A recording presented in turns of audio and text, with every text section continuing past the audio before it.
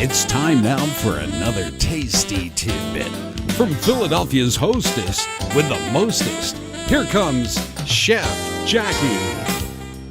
Ciao, and welcome to Cooking with Chef Jackie. First, we must wash our hands. Remember, hot water, soap, and a little scrubby. Get all those germs under your nails, little harbingers of germs. We don't want that in our food. Ciao, and welcome to my kitchen. We're cooking with Chef Jackie today, and we're cooking from my home kitchen.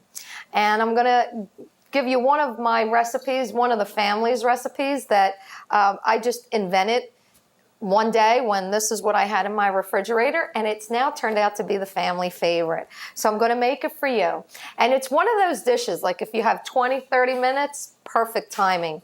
By the time your pasta is cooked, the whole sauce comes together. What I love about this sauce is the diversity. I'm using tomatoes today, spinach, garlic, Parmesan cheese, and some heavy cream. You can omit the heavy cream and just do it that way. Just leave it with those ingredients, or you can put it in and make some nice creamy sauce. You can use any kind of tomato you want. Don't like spinach? Try Swiss chard. Don't like Swiss chard? Throw some asparagus in there. It is basically whatever you want to do. And today we are going with a gluten-free recipe. This spaghetti, believe it or not, is gluten-free. I have an aunt who's a celiac, and Aunt Ruthie cannot have spaghetti, regular spaghetti. Can you imagine in an Italian house not being able to eat spaghetti? What a shame. So I immediately went out and tried to find some really good pastas that are like that. Some of my favorites are the ones that are made from quinoa, and that's spelled Quinoa. I know, you're probably looking at that all the time and saying, how do you say that? It's quinoa. That is a super grain. Tons of protein, so you don't have to worry about missing the protein because you're not eating fish or meat. Another one that I like is made with rice, potato, and soy, which I'm using today, and it's an organic product. I love my organic products, and I love anything that's brought to me close to my house. Local farmers markets usually carry the best ingredients, and please use your local farmers. That's how we are going to get the farming industry back to where it's supposed to be. By using them, it'll bring down the price of what vegetables and fruits are. And you're getting healthy and organic, no chemicals, yay! And that's good for your body. But I'm going to start my sauce, and the first thing I am going to do while we're doing that is, the water is boiling. Again, salted water. And I know this looks like it's going to be a lot of salt, but it's not. Look at how much water is in there. And it just dissipates. So, linguine are the pasta of choice today. And the first thing you want to do is stir your pasta around or it will stick. That's the only thing you really have to do is just stir it as soon as you put it in the pot. And it's got to have enough water to cover it. So we'll let that cook. My frying pan is nice and warm.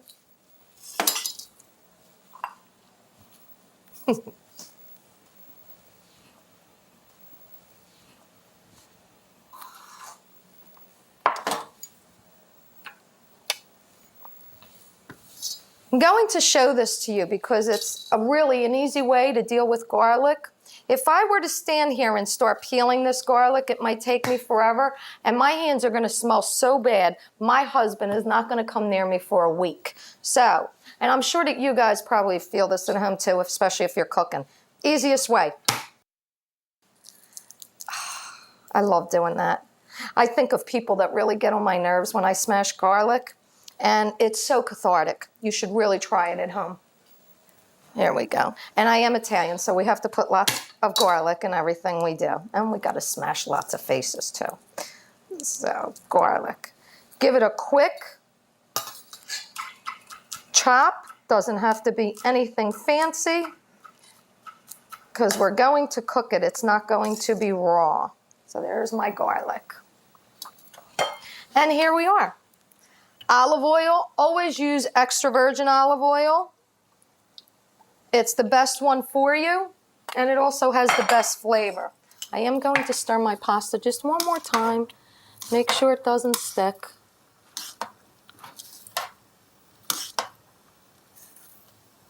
There we go.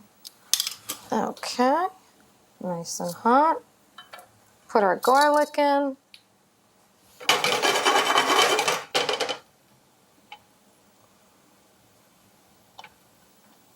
Wow, a little warm. That was a little garlic skin. I didn't want that in there. Here's another little piece. Don't want that in there. That gets stuck between your teeth. You'll really look like a hillbilly.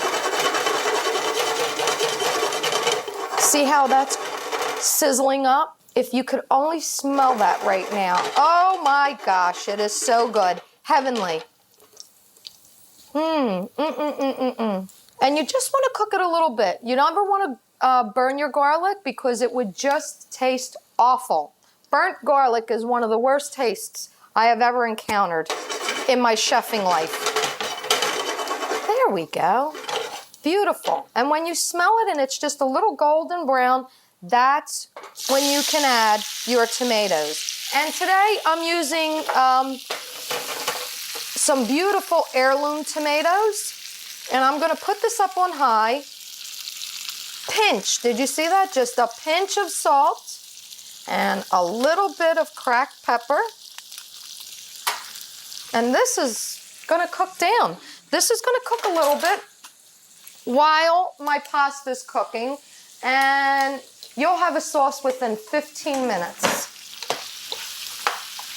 I always like to help out my little tomato friends. Cherry tomatoes work really good in this. And I just like to push the skins down so it releases more of that juice faster because I like to cook fast, quick. Sometimes I come home at 5 o'clock and dinner needs to be on the table by 5:30 because the kids have sports. So this is one of those quick dishes that you can help move along. Pasta smells good too.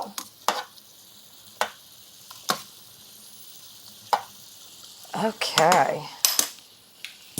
Now, as you can see, a nice little tomato sauce is forming here. This is so good. So, so good. This is what I mean by pushing down. See how it just like purees that? Because once the flesh starts to cook, it becomes so, so soft. And that's how they make tomato sauce. This is what I'm making, a fresh tomato sauce. And it's going to be almost an orangey color because of the yellow tomatoes mixed with the red ones. Oh, I wish you could smell this. All right. Let's taste pasta like an Italian. Almost done. What I love about these quinoa pasta grains and the rice and the potatoes, they actually taste very similar to spaghetti. And that's a really hard thing to do because I've noticed that some of them are a little crunchy, the texture is not the same. The quinoa one and the potato, rice, and soy really, really have hit the mark as far as that spaghetti taste. My uncle, who's Italian, eats quinoa pasta. So if an Italian is eating it, you know it's good. Even though the Chinese invented pasta, the Italians perfected it. Okay. Beautiful, beautiful. At this point, I'm going to throw in my spinach.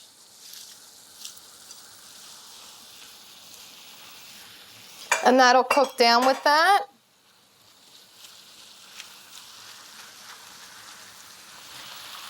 A little pinch of salt for the spinach. Another layer.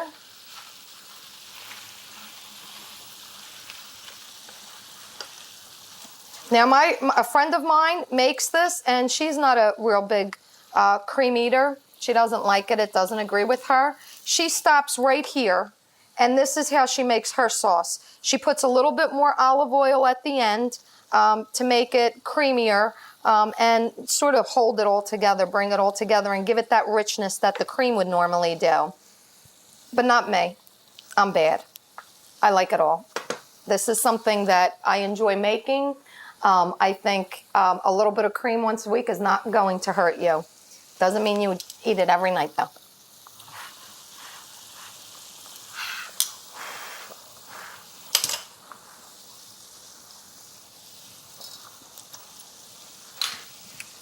Pasta's cooked. And the sauce is almost there.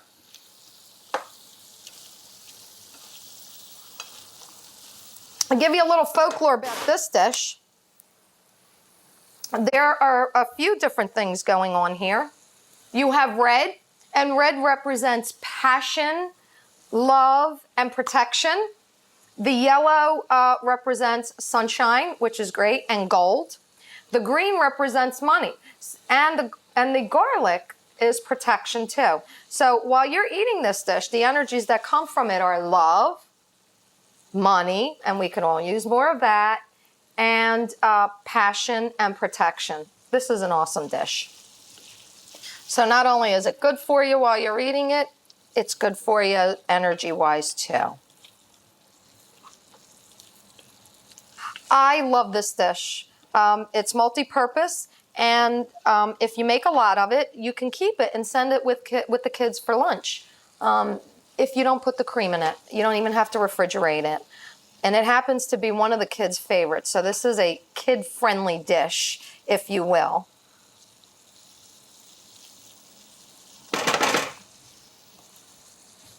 And I was talking to you about what kind of tomatoes do you want to use in there. I put heirloom cherry tomatoes are wonderful in there. You want anything but a slicing tomato. You want really ripe, juicy tomatoes for this dish. Another component that goes into the dish is that Parmigiano-Reggiano. You know, the stuff I put on everything.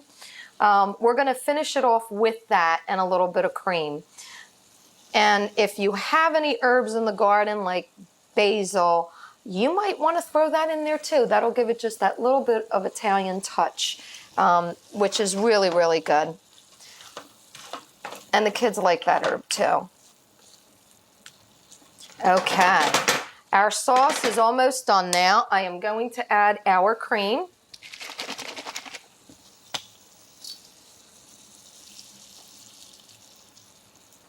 There you go.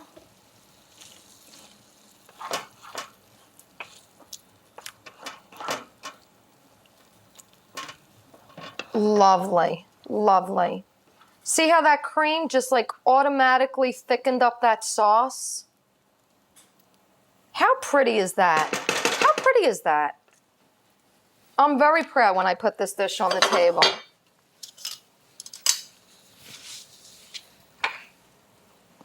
And here is the Parmigiano-Reggiano. I know it looks like a lot, but when you use a little planer to grate that, it's fine. It's really not that much cheese. And here are a few more tidbits when you're cooking pasta. Never throw the water away. Why? It's a natural thickener. Whatever pasta you cooked in there, either it's rice, corn, soy, even when it's wheat, they're natural thickeners in the water. So if your sauce gets a little dry, you just put some of that sauce, some of that water in there, and that'll help. Chefs really love to put the pasta right inside their dish. This way you can coat it and cook with it instead of just putting the pasta in a plate and then putting the sauce on top. That's a little trick that we do.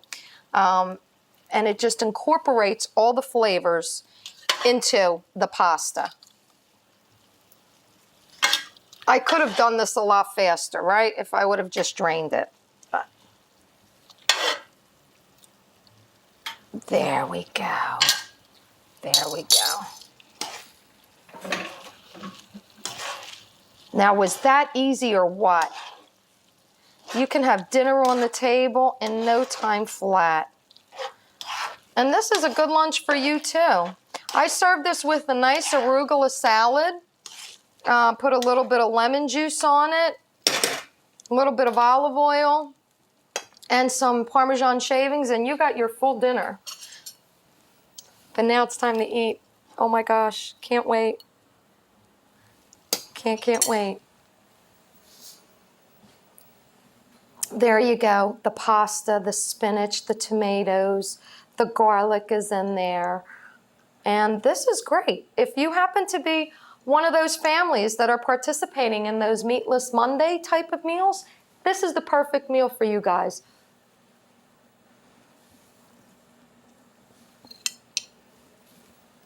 Needs cheese. Oh, let's try that again. Delish. And it's really light. Believe it or not, the sauce is light.